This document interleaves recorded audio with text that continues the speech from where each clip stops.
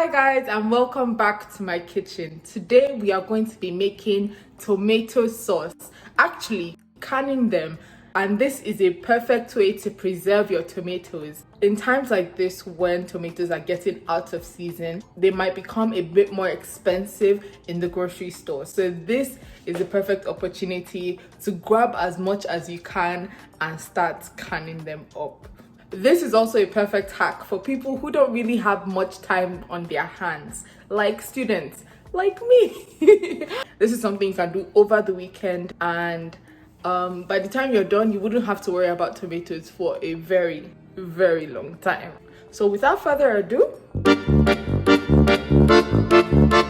I have 2 basins of tomatoes. That's because I bought so many. I bought all these tomatoes from my farmer's market and they were really cheap. So if you are looking for deals, check out your local farmer's market. And just in case you're wondering why I covered them up, I saw 2 fruit flies hovering and I said, no, not today. Oh. So satisfying. If your tomatoes have some blisters, that is okay. It's only bad to use it when you start noticing those white spots on it and black spots. That means the bacteria has basically taken over. So please don't use those ones. Use ones like this, and if it has a little dent like this, that's also fine. But if you see the white spots, please don't use those. Throw those ones away. They are not good.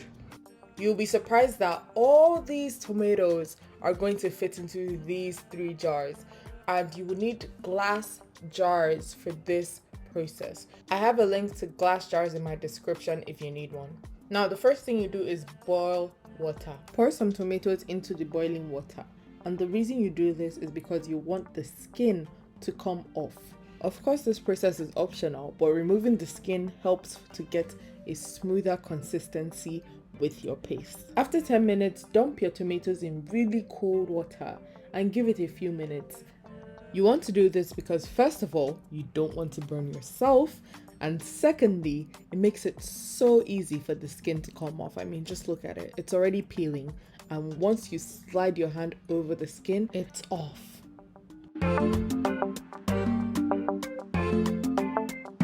Put your peeled tomatoes into a blender. And in case you're curious about the skin, you can put it in your compost bin. Once you are done blending your tomatoes, pour it into your pot and let it boil. This is another method that I learned from Mama V, and she does her thing a bit differently. It's for people who don't really like hot water. So what she does is that she packs all the tomatoes in a bowl and she puts it in the microwave for about 10 minutes or so, and she just lets it heat up. Once it's done, she takes it out of the microwave and she dumps it into cold water, just like the boiling method, but in the microwave. Then you have to start peeling again. It's quite satisfying. My main problem with the microwave method is that not all the tomatoes get heated up, so you would have to do it again for some of them, which can be quite frustrating.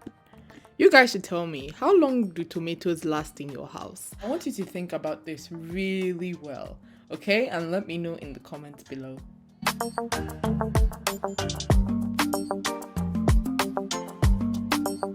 Again, once you're done peeling, you put it in your blender, you blend it, and you pour it into the pot of boiling tomatoes. The sequence is standard. Heat up the tomatoes, shock it in really cold water, take the skin off, shove it all in a blender, and blend till it's smooth before adding it into your pots. That's it! The next step is to boil this until it reduces by half. As it boils, you would observe that it is thicker and also darker. This whole process takes about 2 hours, but the longer, the better. So here are my 3 jars, and we're going to bake them in a preheated oven for about 15 minutes. They are kind of wet, and we're doing this to sterilize the jars. Once it's done baking, place your glass on a granite counter or a counter that can withstand heat. Pour your hot tomato sauce into your hot jar and make sure they are kind of the same temperature. If either one is too cold while the other is too hot, you might break the jar. So it's very important to keep both of them at kind of the same temperature.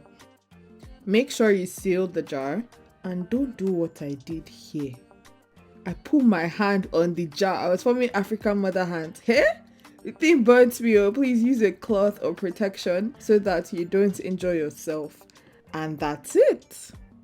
Repeat the process a couple of times until you've jarred everything. And once you're done, let it cool on your counter overnight. Don't shove it in the fridge or you might break the jar. And that's it. I really hope you find this hack helpful. There are different varieties of this, so you can use tomato and scotch bonnet. You can also choose to season it as well. I just prefer something plain, and I just wanted to make this video to show you guys how it's done. You can use it if you want to make quick pasta, quick stew, something light. It saves you so much time.